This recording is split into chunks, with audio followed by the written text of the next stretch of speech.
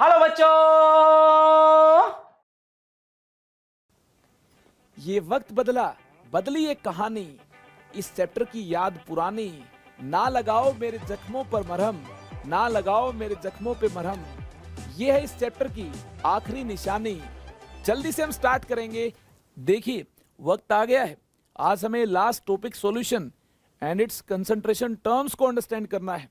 एक बेहतरीन अंदाज में सबसे पहले हम जानेंगे सॉल्यूशन क्या है, उसके बाद सॉल्यूशन की मेजरमेंट के लिए कौन कौन सी कंसंट्रेशन टर्म्स को हमें यूज करना है उसकी हम बात करेंगे, और एक कंसंट्रेशन टर्म से दूसरी कंसंट्रेशन टर्म्स को कैसे हम आसानी के साथ डिड्यूस कर पाएंगे इसकी भी हमें बेहतरीन अंदाज में बात करनी होगी। इसके लिए सबसे पहले सॉल्यूशन की डेफिनेशन क्या है यह आपको पता होना चाहिए।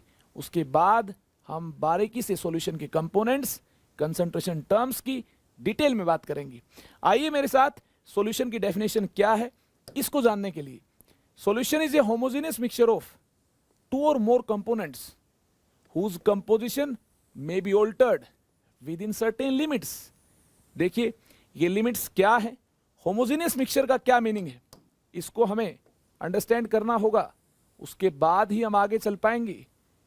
होमोजेनियस का मीनिंग है यूनिफॉर्म कंपोजिशन। जी हां, होमोजेनियस का मीनिंग है यूनिफॉर्म कंपोजिशन। यूनिफॉर्म कंपोजिशन क्या है, आइए इसकी बात करें। हमारे पास एक कंटेनर है जिसमें क्या प्रेजेंट है, जिसमें पानी प्रेजेंट है, H2 प्रेजेंट है, जिसमें प्रेजेंट H2। इसमें अगर NaCl ऐड किया जाए, इसमें अगर NaCl ऐड किया जाए, सोल्ट ऐड करते हैं, NaCl सोल्ट को ऐड करते हैं तो क्या होगा, डिसोल्व हो जाएगा। क्लियर है बात। तो सॉल्यूशन फॉर्म होगा जिसमें प्रेजेंट होगा कौन, NaCl। किसके साथ मिक्स्ड होगा, वाटर के साथ। ये सॉल्यूशन फॉर्म होगा, ये सॉल्यूशन फॉर्म होगा। ये क्या है, ये एक होमोजेनियस मिक्सचर है। होमोजेनियस मिक्सचर का क्या मीनिंग है आपको पहले भी बताया जा चुका है। यहां कंपोजिशन क्या होगी, यूनिफॉर्म कंपोजिशन होगी। यूनिफॉर्म कंपोजिशन का मीनिंग सुनिए क्या है। अगर हम यहां से V वॉल्यूम की बात करें, V वॉल्यूम को सिलेक्ट करें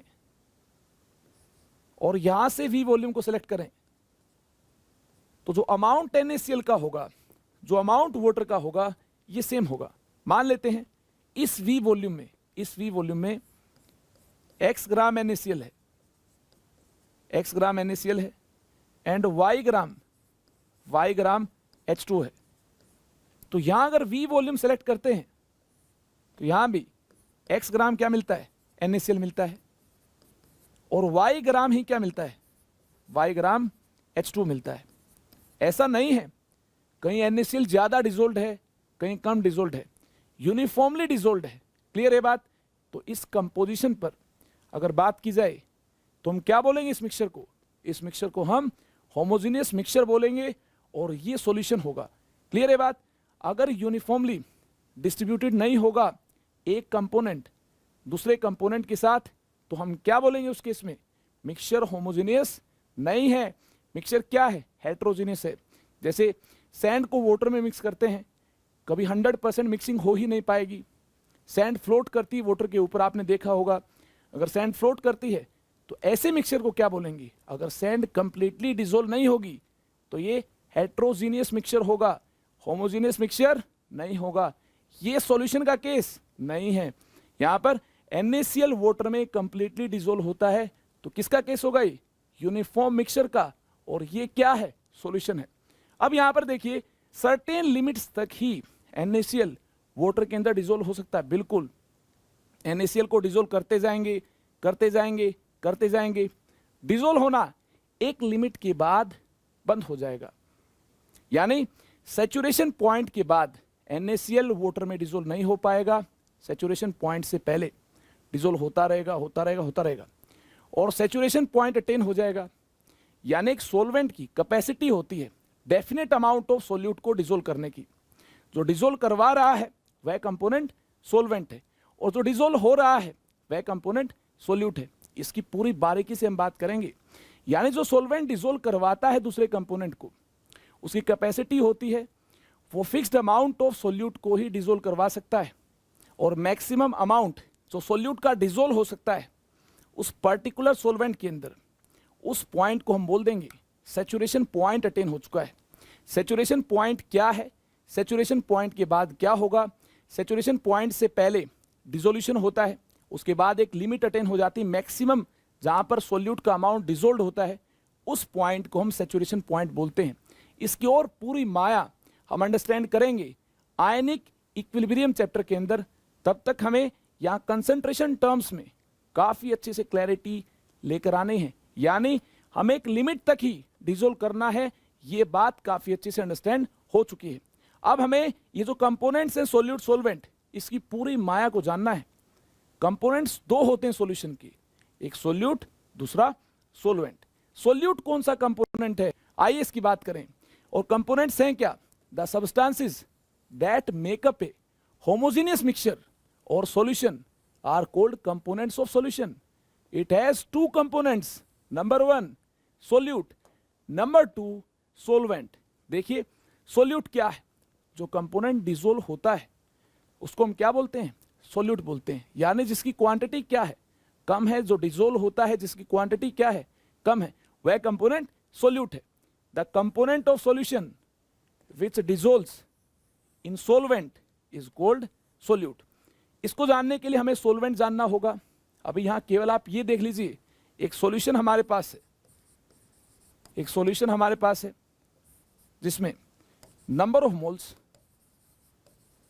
मोल्स इस प्रकार से, number of moles of A greater है किससे, number of moles of B से, number of moles of B से। यहां देखिए सॉल्यूशन में टू कंपोनेंट्स प्रेजेंट है, capital A and capital B, जिसके नंबर ऑफ मोल्स ज्यादा है, number of moles of A ज्यादा है किससे, number of moles of B से। तो बी क्या हुआ, बी इस केस में सोल्यूट हुआ, जिसके मोल्स कम है, जिसकी क्वांटिटी कम है, ये क्या हुआ, ये सोल्यूट हुआ। एंड जिसके नंबर ऑफ मोल्स ज्यादा है वह कंपोनेंट क्या होगा, सोलवेंट होगा। या किसी का अमाउंट ज्यादा है कम है, ये नंबर ऑफ मोल्स की टर्म्स में देखना है।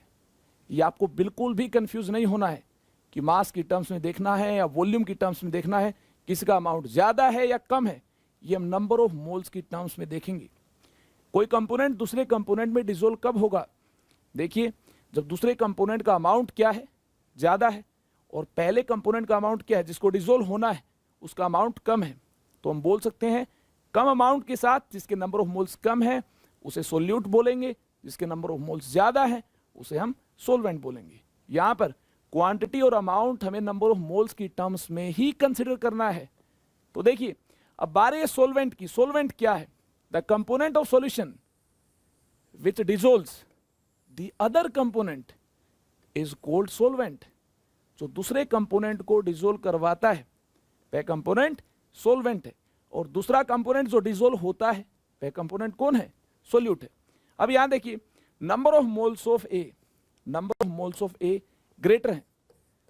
अगर किसी सॉल्यूशन में टू कंपोनेंट्स हैं, number of moles of A ये ग्रेटर है number of moles of B से, तो इस केस में क्वांटिटी किसकी ज्यादा होगी, ए की ही क्वांटिटी ज्यादा होगी। यानी कंपोनेंट्स हमारे पास टू हैं, ए एंड बी, और ए के नंबर ऑफ मोल्स ज्यादा है, तो ए क्या होगा, ए सोलवेंट होगा। इसके बारे में पहले भी बात हो चुकी है। और जिसके नंबर ऑफ मोल्स कम है वह कंपोनेंट क्या होगा, ये सोल्यूट होगा। यहां पर क्वांटिटी हमें नंबर ऑफ मोल्स की टर्म्स में ही मेजर करनी है, और इससे ही सोल्यूट सोलवेंट डिसाइड होगा। ऐसा कब होगा, जब दोनों ही लिक्विड हो, सोल्यूट भी लिक्विड हो सोलवेंट भी लिक्विड हो। तो हम कैसे देखेंगे कौन सोल्यूट है कौन सोलवेंट है, जिसके मोल्स ज्यादा है वह कंपोनेंट सोलवेंट है, और जिसके मोल्स कम है वह कंपोनेंट क्या है, सोल्यूट है। आई होप सोल्यूट सोलवेंट आपने बेहतरीन अंदाज में अंडरस्टैंड कर लिया होगा।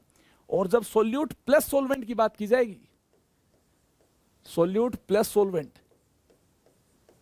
तो इससे क्या फॉर्म होगा, इससे फॉर्म होगा सॉल्यूशन। एंड सॉल्यूशन होता है होमोजेनियस मिक्सचर, होमोजेनियस मिक्सचर। जिसकी कंपोजिशन क्या होगी, यूनिफॉर्म होगी।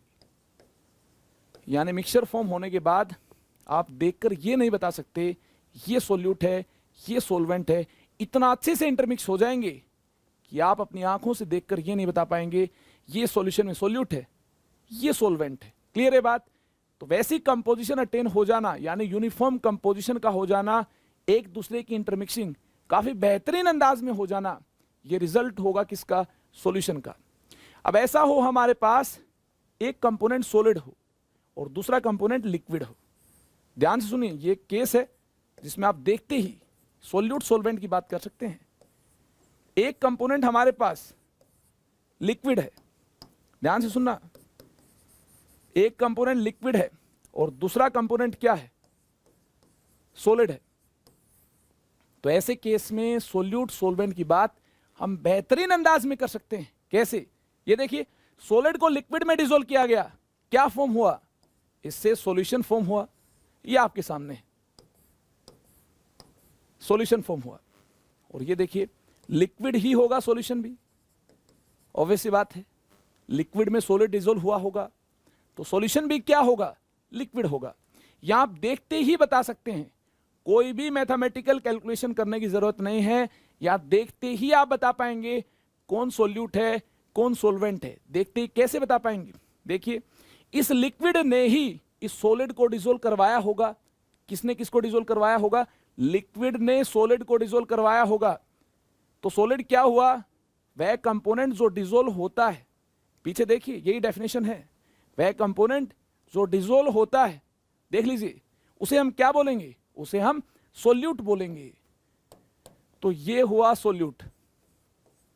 और ये देखिए, डेफिनेशन के अकॉर्डिंग वह कंपोनेंट जो दूसरे कंपोनेंट को डिसॉल्व करवाता है, वह कंपोनेंट क्या है, वह कंपोनेंट सोलवेंट है। तो देखिए, यह कंपोनेंट सोलवेंट होगा, जिसने डिसॉल्व करवाया होगा यह कंपोनेंट सोलवेंट होगा। इस प्रकार से हमने सोल्यूट सॉलिड हो और सोलवेंट लिक्विड हो, सॉल्यूशन फॉर्म हुआ हो, इसके बेहतरीन केस को हमने अंडरस्टैंड कर लिया है। और यहां पर हमने यह भी कंक्लूड कर लिया है, solvent has same phase PHSE, same phase as that of resultant solution। यानी सोलवेंट का फेज सेम होगा, किस जैसा होगा, रिजल्टेंट सॉल्यूशन के फेज जैसा होगा। जैसे रिजल्टेंट सॉल्यूशन लिक्विड है तो यहां पर सोलवेंट कौन होगा, सोलवेंट भी लिक्विड होगा। जी हां, सॉल्यूशन लिक्विड है, तो आप देखते ही बता देंगे solution is liquid. In that case solvent जरूर क्या रहा होगा, सोलवेंट भी लिक्विड रहा होगा। तो जो सॉलिड कंपोनेंट है जिसका डिफरेंट फेज है, solute has different phase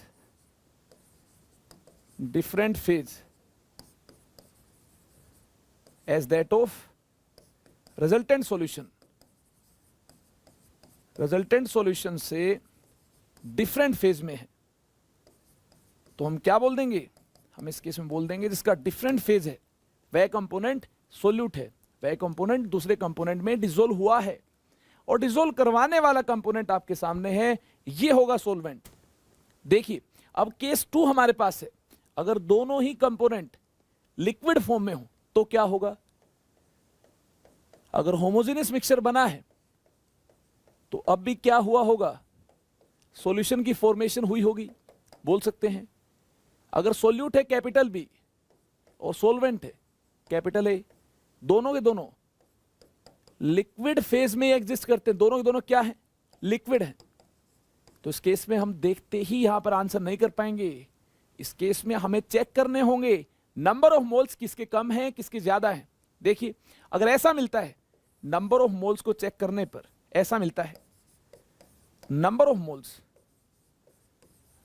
moles of B lesser than number of moles of A, जिसके नंबर ऑफ मोल्स हमें लेसर मिलते हैं, तो वह कंपोनेंट क्या होगा, वह कंपोनेंट सोल्यूट होगा। B solute, B is solute and capital A is solvent. Capital A क्या होगा? ये सॉल्वेंट होगा. जिसके नंबर ऑफ मोल्स कम है वह कंपोनेंट सोल्यूट होगा, जिसके नंबर ऑफ मोल्स ज्यादा है वह कंपोनेंट सॉल्वेंट होगा. आई होप ये डेफिनेशन भी आपने एक बेहतरीन अंदाज में अंडरस्टैंड कर ली है. ये कब एप्लीकेबल होगी? ये केस कब एप्लीकेबल होगा? जब लिक्विड लिक्विड का मिक्सचर हो, होमोजेनियस मिक्सचर हो. ये हमारे पास केस 2 है. और केस 1 क्या है? जब दोनों कंपोनेंट्स इस प्रकार से हो, एक सॉलिड हो और दूसरा लिक्विड हो, यानी दोनों कंपोनेंट सेम फेज में ना हो. यहां देखिए, अगर दोनों कंपोनेंट सेम फेज में हो तब ऐसा होगा.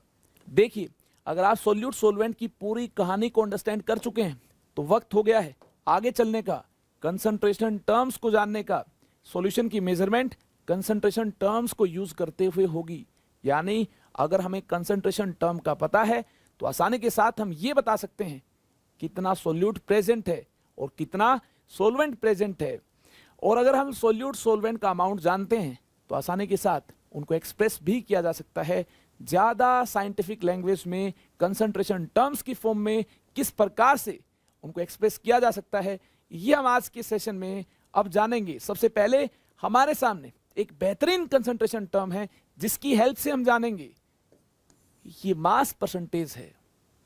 आपका 10th क्लास का रिजल्ट आया होगा तो आपके कुछ मार्क्स रहे होंगे, उनकी परसेंटेज आपने कैलकुलेट की होगी. Marks obtained by total marks into 100 से.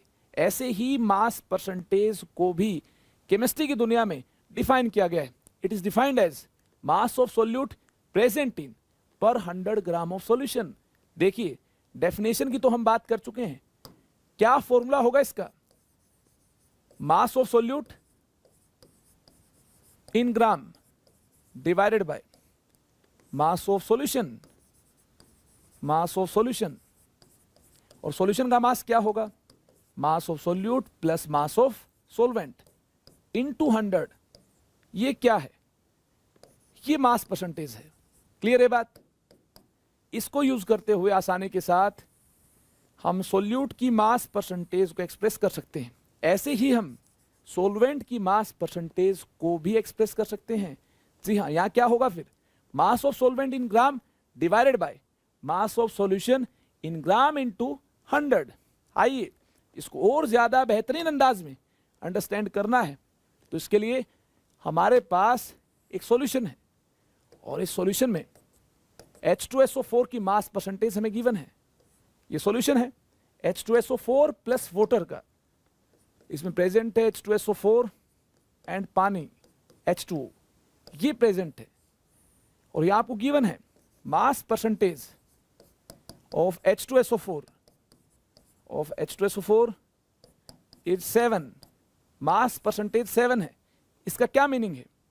और 7% H2SO4 बाय मास ऐसे गिवन है, ऐसे भी गिवन हो सकता है. 7% H2SO4 सॉल्यूशन बाय मास. इसका क्या मीनिंग है? मास परसेंटेज H2SO4 की 7 है, यानी 7 ग्राम H2SO4 is present in 100 gram of solution. 100 gram of solution, इसका ये मीनिंग है. अगर 7 ग्राम H2SO4 100 ग्राम सॉल्यूशन में है तो 7/100 इंटू 100 कितनी मास परसेंटेज हुई? 7 हुई. यही तो मैंने रिप्रेजेंट किया है. 7 अगर मास परसेंटेज है तो इसका मीनिंग है 7 ग्राम सोल्यूट H2SO4 किसमें प्रेजेंट है? 100 ग्राम सॉल्यूशन में प्रेजेंट है. तो देखिए, सॉल्यूशन का मास 100 ग्राम है तो सॉल्वेंट का मास क्या होगा? मास ऑफ सॉल्वेंट क्या होगा? मास ऑफ सॉल्वेंट इस केस में होगा मास of solution minus mass of solute. Solution के मास में से अगर सोल्यूट के मास को माइनस कर दिया जाए, सॉल्यूशन के मास में से सोल्यूट के मास को माइनस कर दिया जाए तो हमारे पास क्या होगा? सॉल्वेंट का मास होगा. देखिए, सॉल्यूशन का मास 100 है और इसमें कितने ग्राम सोल्यूट है? 7 ग्राम सोल्यूट है. यही तो मीनिंग होगा मास परसेंटेज का। तो यहां से हमें 93 ग्राम क्या मिलता है, 93 ग्राम हमें यहां से मास ऑफ सोलवेंट मिलता है। आई होप इसको आपने बेहतरीन अंदाज में अंडरस्टैंड कर लिया होगा। यानी जो भी मास परसेंटेज है, वह मास परसेंटेज सोल्यूट की है, तो सोल्यूट का मास होगा कितने ग्राम में, 100 ग्राम ऑफ सॉल्यूशन में। तो सोलवेंट का मास क्या होगा, 100 ग्राम सॉल्यूशन में से सोल्यूट के मास को माइनस कर दें, उसके बाद सोलवेंट का मास हमारे पास होगा। और ये कैलकुलेशन हमने किसके कोरस्पोंडिंग की है, ये कैलकुलेशन हमने 100 ग्राम सॉल्यूशन के कोरस्पोंडिंग की है। अगर यहां पर 700 ग्राम सॉल्यूशन के कोरस्पोंडिंग हमें कैलकुलेशन करनी हो, तो सबसे पहले इसी बेहतरीन अंदाज में 100 ग्राम के कोरस्पोंडिंग कैलकुलेशन कर लेंगे। उसके बाद यूनिटरी मेथड से 700 ग्राम के कोरस्पोंडिंग बात कर सकते हैं। जैसे 100 ग्राम में अगर हमारे पास 7 ग्राम H2SO4 है, तो 700 ग्राम में 7 टाइम्स हो जाएगा, 49 ग्राम हो जाएगा। तो ऐसी कैलकुलेशन हम इस टॉपिक के अंदर आसानी के साथ कर लेंगे यूनिटरी मेथड की हेल्प से। और हम यूनिटरी मेथड को बेहतरीन अंदाज में अप्लाई करना इस चैप्टर के अंदर जान चुके हैं। अगर आपने मास परसेंटेज यानी कंसंट्रेशन टर्म नंबर 1 को एक बेहतरीन अंदाज में अंडरस्टैंड किया है, तो वक्त हो गया है अब वॉल्यूम परसेंटेज को जानने का, अंडरस्टैंड करने का। ये हमारे लिए सेकंड कंसंट्रेशन टर्म है।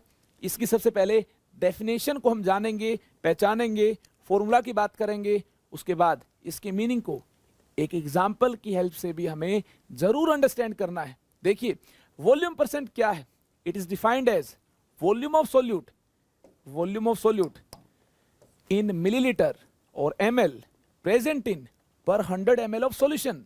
देखिए यहां वॉल्यूम की बात की जाएगी, किस प्रकार से बात की जाएगी, जिस प्रकार से हमने मास परसेंटेज को डिफाइन किया है, mass of solute in gram divided by mass of solution in gram.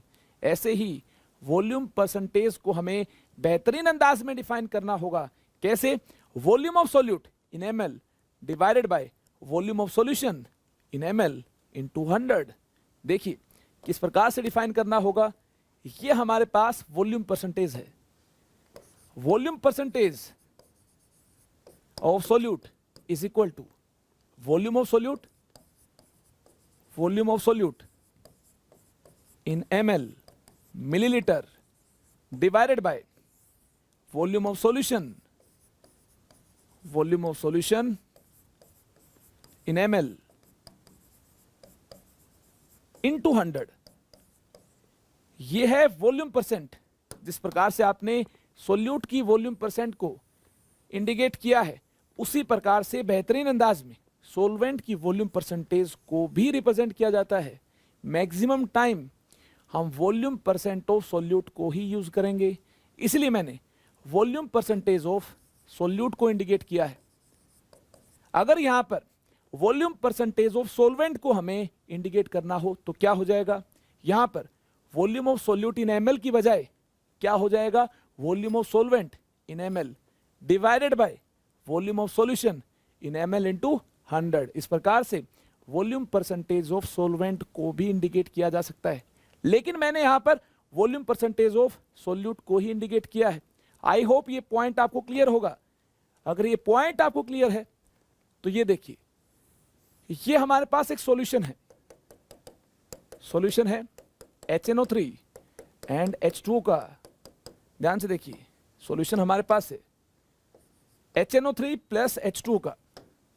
HNO3 solute है एंड वाटर सॉल्वेंट है, ये आपको गिवन है। और आपको ये भी गिवन है 2% HNO3, 2% HNO3 बाय वॉल्यूम और volume percentage of HNO3 is 2। Volume percentage HNO3 की 2 है और 2% HNO3 बाय वॉल्यूम आपको गिवन है। इसका क्या मीनिंग है, इसका मीनिंग है 2 ml ऑफ HNO3, इसका मीनिंग है 2 ml of HNO3, 2 ml of HNO3 is present in 100 ml of solution, 100 ml of solution इसका मीनिंग है। HNO3 के 2 ml 100 ml सॉल्यूशन में प्रेजेंट है। सॉल्यूशन की टोटल वॉल्यूम 100 है। सोल्यूट की वॉल्यूम क्या है? सोल्यूट की वॉल्यूम यहां पर 2 ml है। अगर सोलवेंट की वॉल्यूम की बात की जाए, वॉल्यूम ऑफ सोलवेंट क्या होगी? तो क्या होगी वॉल्यूम ऑफ सोलवेंट? बिल्कुल सिंपल है, ये होगी volume of solution. Volume of solution minus volume of solution minus volume of solute.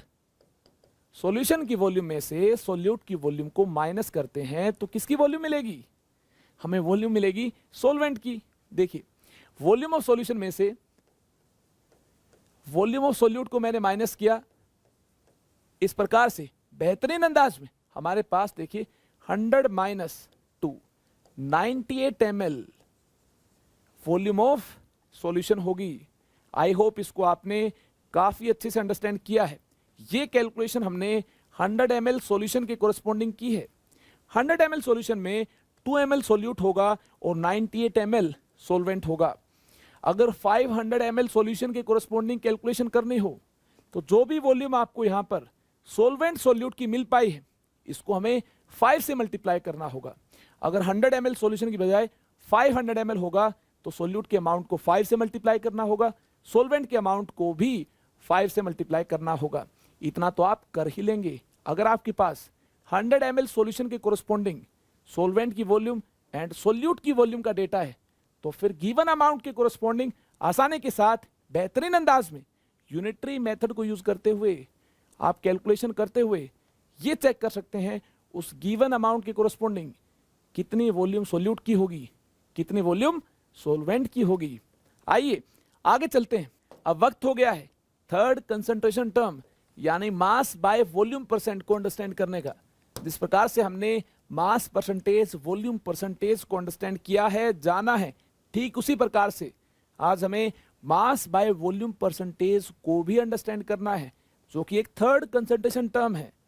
It is given as mass of component mass of solute present in per 100 ml of solution. देखिए, ये भी हमें किसके लिए define करने हैं? Solute के लिए। मास परसेंटेज सोल्यूट के लिए डिफाइन की, मास बाय वॉल्यूम परसेंटेज भी हमें सोल्यूट के लिए डिफाइन करनी है। वॉल्यूम परसेंटेज को भी हमने सोल्यूट के लिए ही डिफाइन किया था। अब देखिए, मास बाय वॉल्यूम परसेंटेज सोल्यूट की क्या होगी? मास ऑफ सोल्यूट इन ग्राम, ये ग्राम में होना चाहिए, divided by volume of solution in ml, volume ml में होनी चाहिए, इनटू 100। इस प्रकार से बेहतरीन अंदाज में हमने मास बाय वॉल्यूम परसेंटेज को सोल्यूट के लिए डिफाइन कर लिया है। और ये पूरे सॉल्यूशन में प्रेजेंट सोल्यूट की मास बाय वॉल्यूम परसेंटेज है। क्या सोल्वेंट की मास बाय वॉल्यूम परसेंटेज को भी इसी अंदाज में रिप्रेजेंट किया जा सकता है? जी हाँ, यहां क्या पुट करना होगा? मास ऑफ सोल्वेंट पुट करना होगा। Mass of सोल्वेंट in gram divided by volume of solution in ml into 100। इसी प्रकार से mass of सोल्वेंट in gram divided by volume of solution in ml into 100 को हम मास बाय वॉल्यूम परसेंटेज सोल्वेंट की बोल सकते हैं। अगर हमें मास बाय वॉल्यूम परसेंट सोल्वेंट के लिए एक्सप्रेस करना हो तो उसके लिए mass of सोल्वेंट divided by volume of solution into 100 करना होगा। जी हाँ, सोल्वेंट का मास ग्राम में यहां पुट करना होगा, वॉल्यूम ऑफ सॉल्यूशन ml में यहां पुट करनी होगी, इंटू 100 करना होगा। इस प्रकार से बेहतरीन अंदाज में हमें मास बाय वॉल्यूम परसेंटेज सोल्वेंट के लिए भी मिल जाएगी। अब वक्त हो गया है मास बाय वॉल्यूम परसेंटेज गिवन हो तो इसके मीनिंग को अंडरस्टैंड करने का। जैसे एक सॉल्यूशन हमारे पास है, किसका सॉल्यूशन है? HBr एंड H2O का सॉल्यूशन है। इसमें HBr एंड H2O प्रेजेंट है। तो देखिए, अगर मास बाय वॉल्यूम परसेंटेज HBr की आपको गिवन है 5%, देखिए मास बाय वॉल्यूम परसेंटेज HBr की इस सॉल्यूशन के कोरस्पॉन्डिंग 5 है। 5% HBr mass by volume percent. देखिए, इसका मीनिंग क्या होगा? इसका मीनिंग होगा 5 gram HBr is present, 5 gram HBr is present in 100 ml of solution. जी हाँ, मास बाय वॉल्यूम परसेंट है ये। 5 ग्राम HBr का मास होगा और 100 ml सॉल्यूशन की वॉल्यूम होगी। 5 ग्राम HBr 100 ml सॉल्यूशन में प्रेजेंट है। आई होप इसको आपने अंडरस्टैंड कर लिया है, सॉल्यूशन की वॉल्यूम क्या होगी और यहां पर सॉल्यूट का मास क्या होगा। 5 ग्राम सॉल्यूट का मास होगा और ये सॉल्यूशन की वॉल्यूम होगी। इसके साथ फर्दर जो भी कैलकुलेशन करने हो आप कैलकुलेशन कर लेंगे। यहां पर अगर आपको मास बाय वॉल्यूम परसेंट गिवन हो तो इसका क्या मीनिंग होगा, इसको हमें फिजिकल केमिस्ट्री में कैसे यहां पर एक बेहतरीन अंदाज में एक्सप्रेस करना है ये आपके सामने। अब देखिए, अब बारी है एक और कंसंट्रेशन टर्म को जानने की। अब हम स्ट्रेंथ को जानेंगे। स्ट्रेंथ क्या है इसको सॉल्यूट के लिए ही डिफाइन करना है, सॉल्वेंट के लिए स्ट्रेंथ को डिफाइन नहीं करना है। अभी तक मास percent, volume percent, mass by volume percent को हमने सॉल्यूट सॉल्वेंट दोनों के लिए डिफाइन किया है, लेकिन यहां पर हम स्ट्रेंथ को केवल और केवल सॉल्यूट के लिए डिफाइन करेंगे। किस प्रकार से डिफाइन करना होगा, देखिए, it is defined as mass of solute in gram present in 1 litre of solution. Percentage नहीं है तो 100 से मल्टीप्लाई नहीं करना होगा। देखिए, स्ट्रेंथ का फॉर्मूला क्या होगा, strength is equal to mass of solute in gram in 1 litre of solution, यानी वॉल्यूम ऑफ सॉल्यूशन से डिवाइड करना होगा। वॉल्यूम ऑफ सॉल्यूशन ml में नहीं, लीटर में होनी चाहिए। ये लीटर में है और इससे डिवाइड किया तो हमें क्या मिल गया, हमें सॉल्यूट का मास 1 लीटर सॉल्यूशन में मिल गया है। और इसी को ही हम क्या बोलेंगे, इसी को ही हम स्ट्रेंथ बोलेंगे। आइए स्ट्रेंथ की मीनिंग को और बेहतरीन अंदाज में अंडरस्टैंड करना है तो इसको कैसे अंडरस्टैंड करेंगे, एग्जाम्पल की हेल्प से इसको अंडरस्टैंड करना होगा। ये कंसंट्रेशन टर्म नंबर 4 है। आगे चलते हैं, आगे हमें इसकी मीनिंग को अंडरस्टैंड करना है। तो एक सॉल्यूशन हमारे पास है, एक सॉल्यूशन हमारे पास है। ये सॉल्यूशन इस बार कौन से कंपोनेंट्स का है, आइए इसकी बात करें। ये सॉल्यूशन एसिटिक एसिड का है। इसमें क्या प्रेजेंट है, CH3COH प्रेजेंट है, CH3COH एंड H2 प्रेजेंट है। एसिटिक एसिड का एक्वस सॉल्यूशन है, ये आपके सामने है। और यहां गिवन है स्ट्रेंथ ऑफ CH3COH is 1.2 ग्राम पर litre. Strength of CH3COH solution, इस सॉल्यूशन की स्ट्रेंथ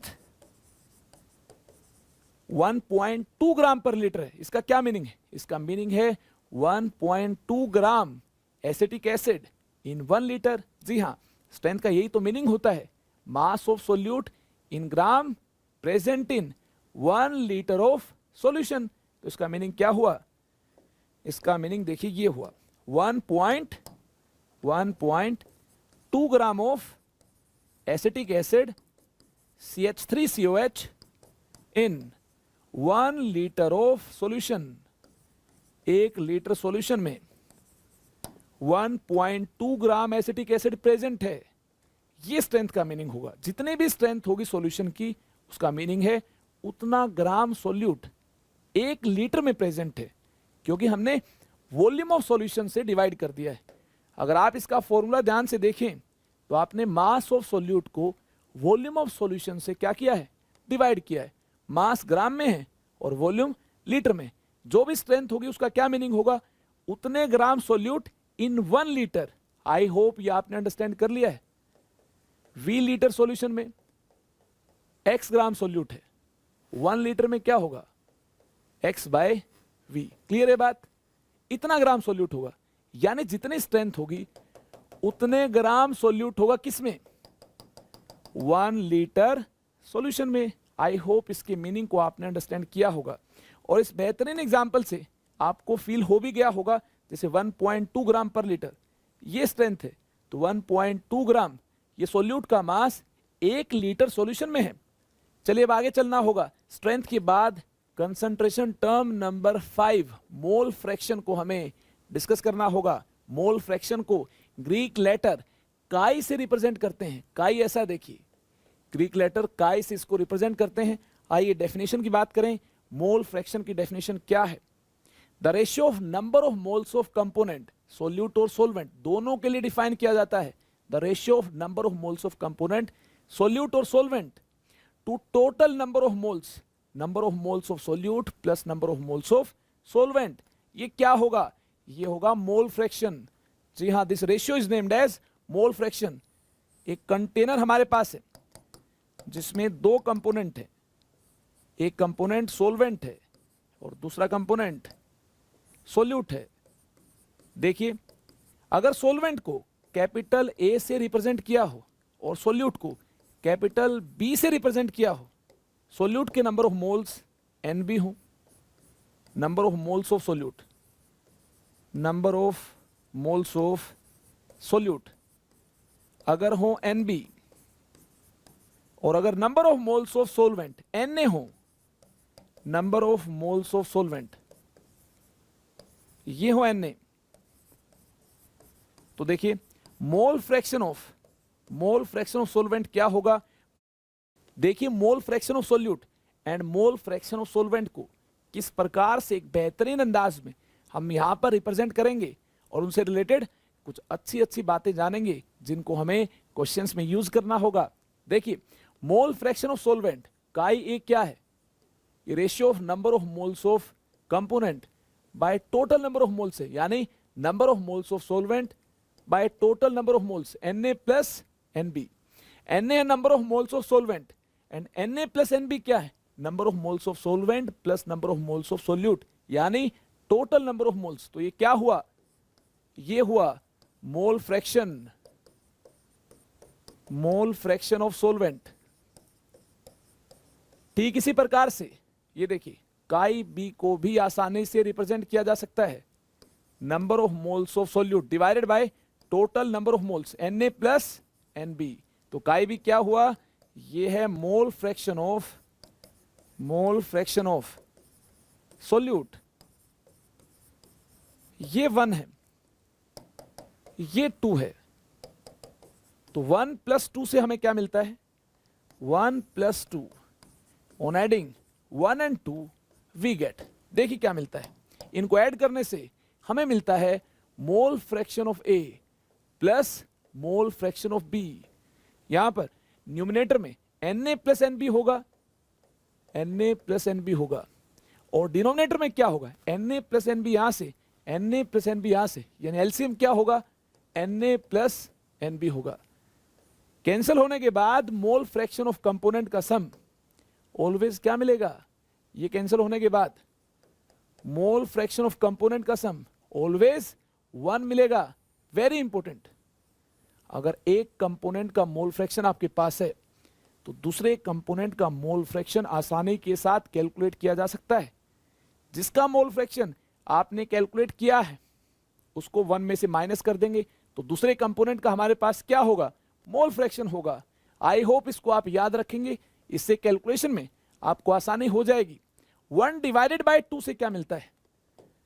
1 को 2 से डिवाइड करने पर हमें क्या मिलता है? एक और बेहतरीन रिजल्ट मिलता है जिसको हम क्वेश्चंस में यूज करेंगे। ध्यान से देखिए, एक और बेहतरीन रिजल्ट हमें क्या मिलता है? 1 डिवाइडेड बाय 2 से mole fraction of A divided by mole fraction of B से मोल फ्रैक्शन ऑफ ए क्या है? ये आपके सामने Na divided by Na plus Nb है। मोल फ्रैक्शन ऑफ बी क्या है? Nb divided by Na plus Nb है। तो देखिए यहां क्या होगा? Nb divided by Na plus Nb होगा। इस प्रकार से टोटल नंबर ऑफ मोल्स से total number of moles cancel हो जाएंगे। आपके पास मोल फ्रैक्शन का रेशियो क्या होगा? Mole fraction of A divided by mole fraction of B Na divided by Nb, यानी मोल फ्रैक्शन का रेशियो नंबर ऑफ मोल्स का ही रेशियो होगा। XA बाय XB किसके इक्वल है? Na बाय Nb के इक्वल है। इसे भी आपको याद रखना है। इसके अलावा मोल फ्रैक्शन को यूज करते हुए बेहतरीन अंदाज में मोल परसेंटेज ऑफ ए की बात की जा सकती है। मोल परसेंटेज ऑफ ए क्या होगी, mole percentage of component B क्या होगी। देखिए mole percentage of component A क्या होगी, number of moles of component A divided by total number of moles Na plus N B into 100, ये होगी मोल परसेंटेज ऑफ ए। और ये क्या है, इस मोल परसेंटेज के एक्सप्रेशन में ये है मोल फ्रैक्शन ऑफ ए, यानी मोल फ्रैक्शन ऑफ ए को 100 से मल्टीप्लाई करने के बाद हमें क्या मिल जाएगी, मोल परसेंटेज ऑफ ए मिल जाएगी। ऐसे ही इसी अंदाज में मोल परसेंटेज ऑफ बी की बात की जाए, मोल परसेंटेज ऑफ बी क्या होगी, number of moles of B divided by total number of moles Na plus N B into 100। ये देखिए number of moles of B को टोटल मोल से डिवाइड किया, ये क्या है, ये आपके पास मोल परसेंटेज ऑफ बी है। और ये किसके इक्वल है, ये हम देख चुके हैं, ये है मोल फ्रैक्शन ऑफ बी। इस प्रकार से मोल फ्रैक्शन को 100 से मल्टीप्लाई किया तो हमें मोल परसेंटेज मिल गई। ये क्या है, ये मोल फ्रैक्शन ऑफ बी है और ये मोल फ्रैक्शन ऑफ ए है। मोल फ्रैक्शन को हमने 100 से मल्टीप्लाई किया, मोल परसेंटेज हमारे सामने होगी। अगर इन मोल परसेंटेज के सम की बात करें, मिक्सचर में दो कंपोनेंट ए एंड बी है और इनकी मोल परसेंटेज एक्स एंड वाई है, तो इनको ऐड करने के बाद हमें क्या मिलेगा, हमारे पास 100% मिक्सचर होगा। अगर हम mole percentage of A plus mole percentage of B की बात करेंगे तो ये सम क्या होगा, ये 100 होगा। आई होप आपने इसको भी अंडरस्टैंड कर लिया है। चलिए आगे चलते हैं। अब वक्त हो गया है कंसंट्रेशन टर्म नंबर 6 को अंडरस्टैंड करने का। अब हमें मोलैरिटी को अंडरस्टैंड करना है। Molarity most important concentration term है। इसको फिजिकल केमिस्ट्री में अलग अलग चैप्टर्स में काफी जगह यूज करना है। फिजिकल केमिस्ट्री में पूरी मोलैरिटी की माया आप जानेंगे और ये स्टैंडर्ड कंसंट्रेशन टर्म है जिसको यूज करते हुए सॉल्यूशंस की मेजरमेंट होगी। आई होप आपने इसको स्टार मार्क कर लिया होगा।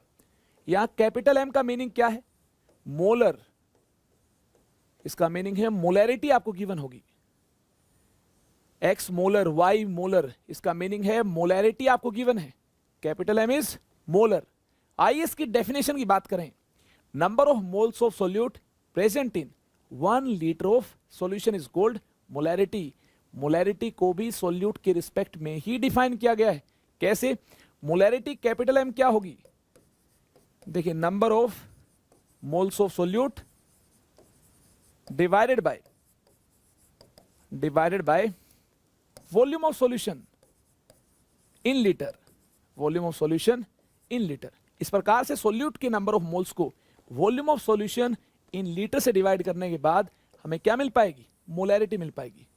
यानी 1 लीटर में कितने नंबर ऑफ मोल्स हैं, यही क्या है, मोलैरिटी है। जैसे हमारे पास वॉल्यूम v लीटर हो और नंबर ऑफ मोल्स n हो तो 1 लीटर में नंबर ऑफ मोल्स क्या होंगे, n बाय v होंगे। Number of moles in 1 litre, इसका क्या मीनिंग है, ये होगी मोलैरिटी। ऐसे भी आप देख सकते हैं number of moles of solute को आपने volume of solution in litre से डिवाइड किया है। जी हाँ, volume of solution in litre से डिवाइड किया है। अगर volume of solution in litre से डिवाइड किया है तो पर लीटर कितने मोल्स हैं, यही तो इसका मीनिंग है। इसको हम बोलेंगे मोलैरिटी। आगे चलते हैं, एग्जाम्पल की बात करते हैं। जैसे हमारे पास एक सॉल्यूशन है, एक सॉल्यूशन हमारे पास है, इसकी मोलैरिटी 2 है। ये है 2 molar KCl solution, 2 molar KCl solution. KCl में वाटर को ऐड किया गया, KCl में वाटर को ऐड किया गया, सॉल्यूशन फॉर्म हुआ और ये 2 मोलर है। इसका क्या मीनिंग है, इसका मीनिंग है 2 moles of KCl are present in 1 litre of solution. जी हाँ, 2 मोल्स 1 लीटर में प्रेजेंट है, ये होगी इसकी मोलैरिटी। और ये मीनिंग होगा इस 2 मोलर का, 2 moles in 1 litre. I hope आपने इसको यहां से ही अंडरस्टैंड कर लिया है, कितने मोल्स 1 लीटर में है, यही क्या है, मोलैरिटी है।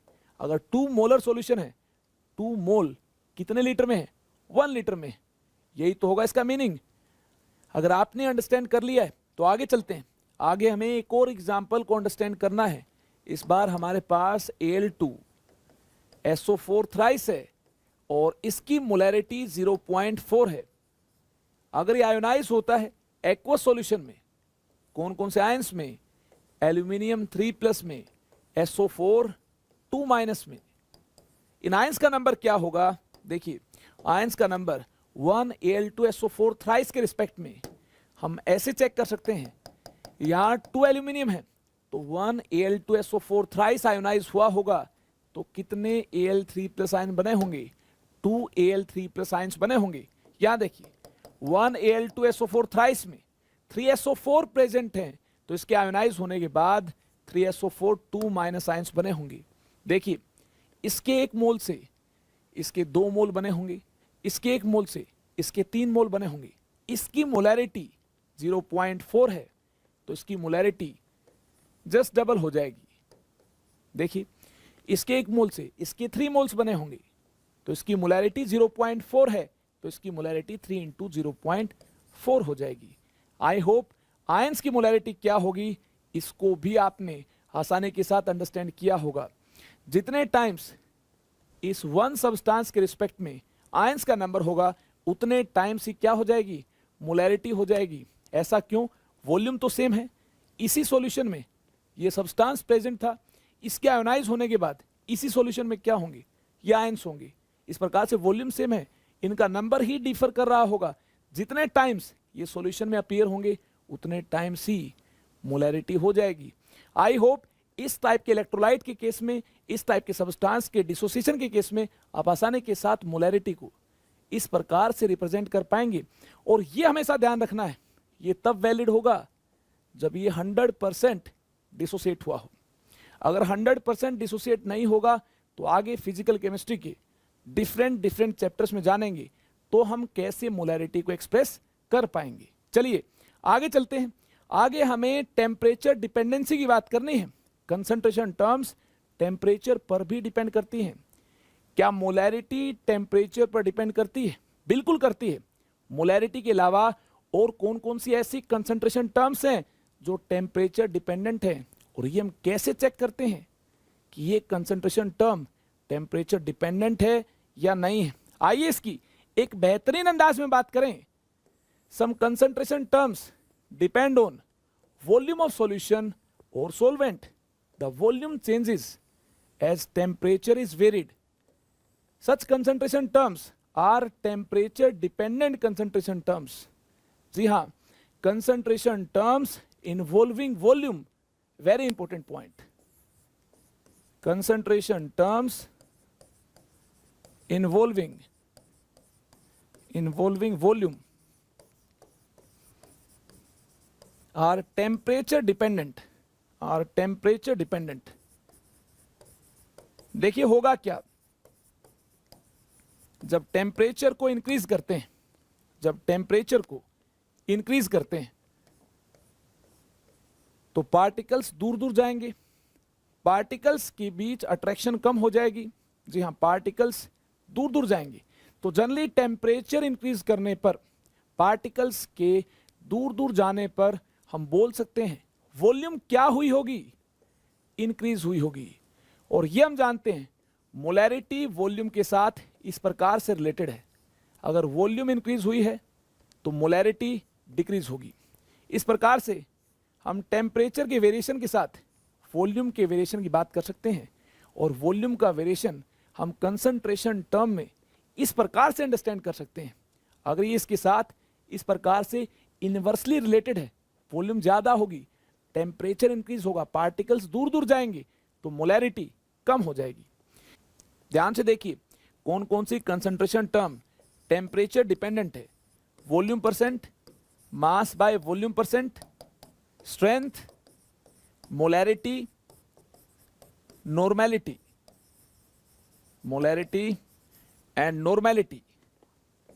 and normality are temperature dependent concentration term, are temperature dependent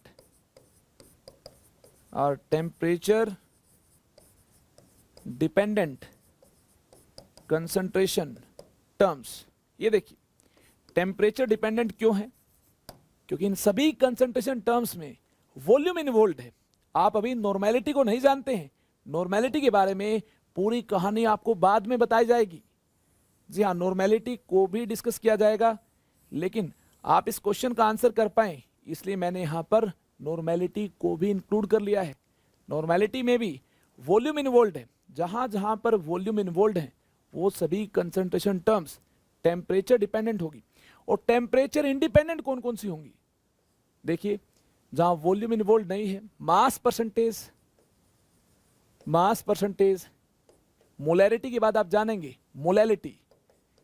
molality में भी वॉल्यूम की टर्म नहीं है। Molality, mole fraction and ppm are temperature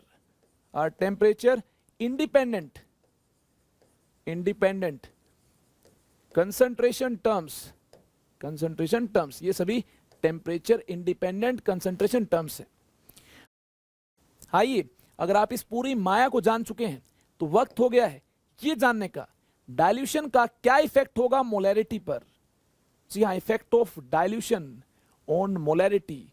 अगर सॉल्यूशन को डाइल्यूट करेंगे तो क्या मोलैरिटी चेंज होगी, और चेंज होगी तो किस प्रकार से चेंज होगी। ध्यान से देखिए, अगर हमारे पास मोलैरिटी m1 है बिफोर डाइल्यूशन, ये क्या है? Number of moles of solute,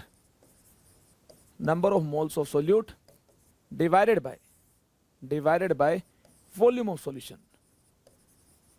ये आपके पास है number of moles of solute divided by volume of solution in litres.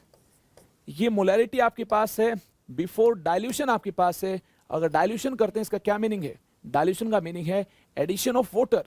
अगर डाइल्यूशन करते हैं तो सोल्यूट के नंबर ऑफ मोल चेंज नहीं होंगे, वॉल्यूम चेंज होगी सॉल्यूशन की, क्योंकि आपने सॉल्वेंट मिक्स कर दिया है उस सॉल्यूशन में, और सॉल्वेंट मिक्स करने की वजह से वॉल्यूम ऑफ सॉल्यूशन क्या हो जाएगी? ज्यादा हो जाएगी।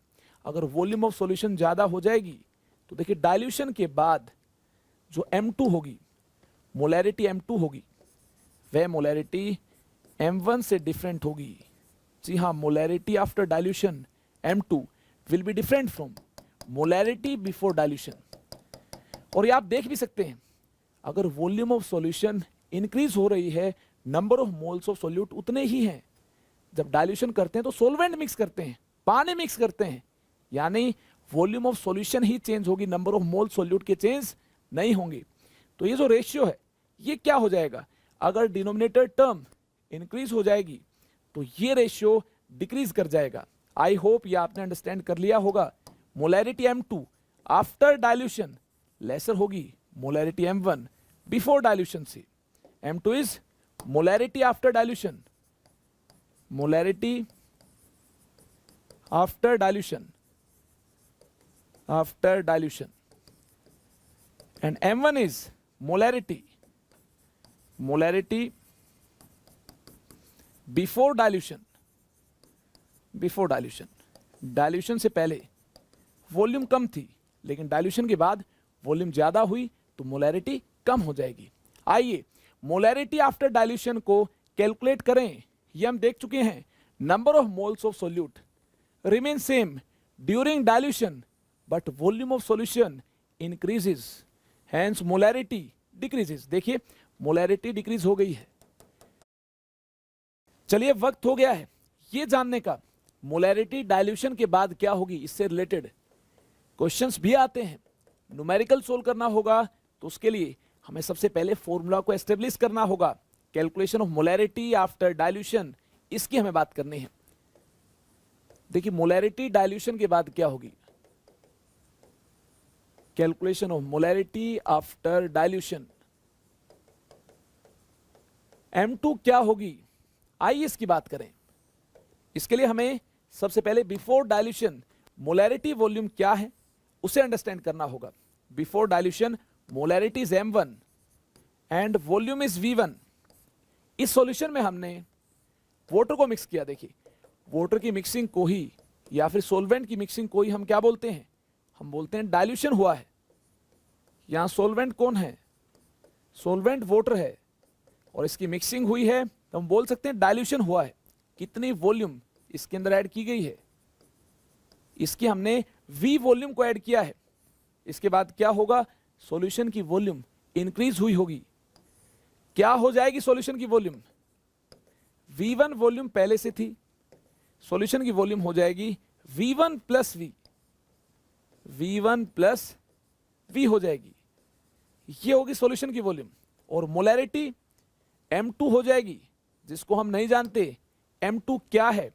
अगर इस M2 की हमें कैलकुलेशन करनी है तो क्या करना होगा, देखिए नंबर ऑफ मोल सॉल्यूट के चेंज नहीं हुए हैं, इसी कॉन्सेप्ट को अप्लाई करना होगा। नंबर ऑफ मोल सॉल्यूट के जितने यहां थे उतने ही यहां होंगे, क्योंकि आपने तो सॉल्वेंट को मिक्स किया है। सॉल्वेंट को मिक्स करने से कभी सॉल्यूट के नंबर ऑफ मोल चेंज नहीं होंगे, यानी number of moles of solute, number of moles of solute mixing of water के दौरान, मिक्सिंग ऑफ सॉल्वेंट के दौरान क्या रहेंगे, सेम रहेंगे। Number of moles of solute remain same. इसी कॉन्सेप्ट को हमें यहां पर अप्लाई करना है। मोलैरिटी M1 बिफोर डाइल्यूशन क्या होगी, number of moles of solute N divided by volume V1। मान लेते हैं सॉल्यूट के नंबर ऑफ मोल्स क्या है, N है, तो यहां से N क्या मिलेंगे आपको, molarity M1 into volume V1। ये हमारे पास फर्स्ट रिलेशन है। सेकेंड रिलेशन देखिए, यहां मोलैरिटी M2 को एक्सप्रेस करने के बाद हम बेहतरीन अंदाज में एस्टेब्लिश कर पाएंगे मोलैरिटी M2 क्या होगी। सॉल्यूट के नंबर ऑफ मोल्स N यहां है, तो यहां भी सॉल्यूट के नंबर ऑफ मोल्स क्या होंगे, N ही होंगे। सॉल्यूट के नंबर ऑफ मोल्स चेंज नहीं हुए होंगे। चेंज क्या हुई होगी, डाइल्यूशन की वजह से वॉल्यूम इंक्रीज हुई होगी, यानी वॉल्यूम चेंज हुई होगी। पहले वॉल्यूम क्या थी V1, और V वॉल्यूम पानी इसके अंदर ऐड किया, वॉल्यूम क्या हुई V1 प्लस V। इस वॉल्यूम को V2 भी बोल सकते हैं, वॉल्यूम आफ्टर डाइल्यूशन। तो देखिए सॉल्यूट के नंबर ऑफ मोल्स N है डिवाइडेड बाय टोटल वॉल्यूम क्या है V2। यहां से number of moles of solute क्या मिलते हैं, M2 इंटू V2। ये रिलेशन सेकेंड रिलेशन है। From first and second we can say that, from 1 and 2, from first and second we can say that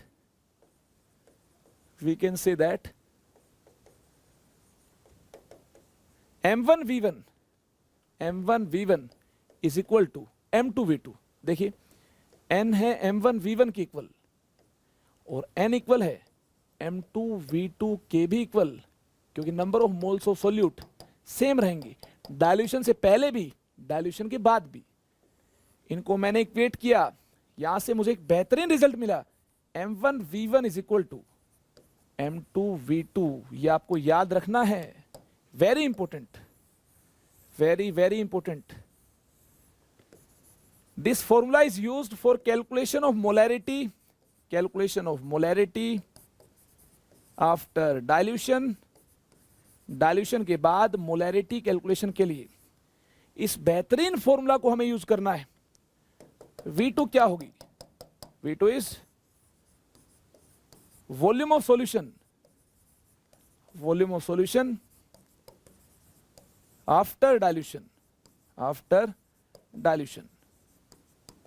और ये V2 V1 initial volume plus VH2 के equal है, यानी ये volume हमारे पास पहले से थी, और VH2 हमने वाटर ऐड किया इसके अंदर, इसकी वॉल्यूम होगी, वाटर की वॉल्यूम होगी।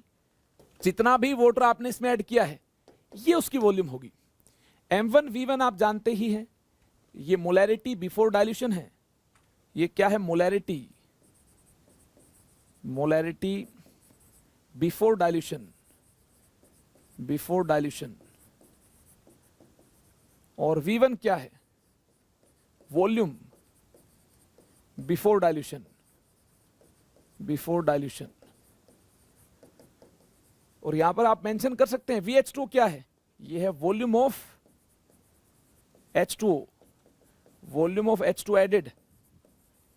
ये है VH2O, कितना वाटर आपने ऐड किया, उसके कोरस्पॉन्डिंग जो वॉल्यूम होगी, उस वॉल्यूम को इनिशियल वॉल्यूम में क्या करना होगा, ऐड करना होगा, तभी तो हमें फाइनल वॉल्यूम V2 मिल पाएगी। और फाइनल वॉल्यूम आपके पास है, इनिशियल वॉल्यूम आपके पास है, इनिशियल मोलैरिटी आपके पास है, तो आप आसानी के साथ फाइनल मोलैरिटी को कैलकुलेट कर पाएंगे और फाइनल मोलैरिटी तक पहुंच पाएंगे। आइए आगे चलें। अब हमें calculation of molarity after mixing of solution की बात करनी होगी। देखिए, ये आपके लिए होमवर्क है। इसमें हमें क्या करना होगा, हिंट मैं आपको दूंगा, आपको फाइनल आंसर तक पहुंचना होगा और ये मुझे बताना होगा कमेंट सेक्शन में जाकर कि क्या आपने इसको अंडरस्टैंड कर लिया है, क्या आप भी इसके फाइनल आंसर तक पहुंच चुके हैं। इसके लिए ध्यान से मेरी बात को सुनना होगा आपको। यहां देखिए, मोलैरिटी M1 है, इस सॉल्यूशन की वॉल्यूम V1 है, इसमें आपने एक और सॉल्यूशन को मिक्स कर दिया है।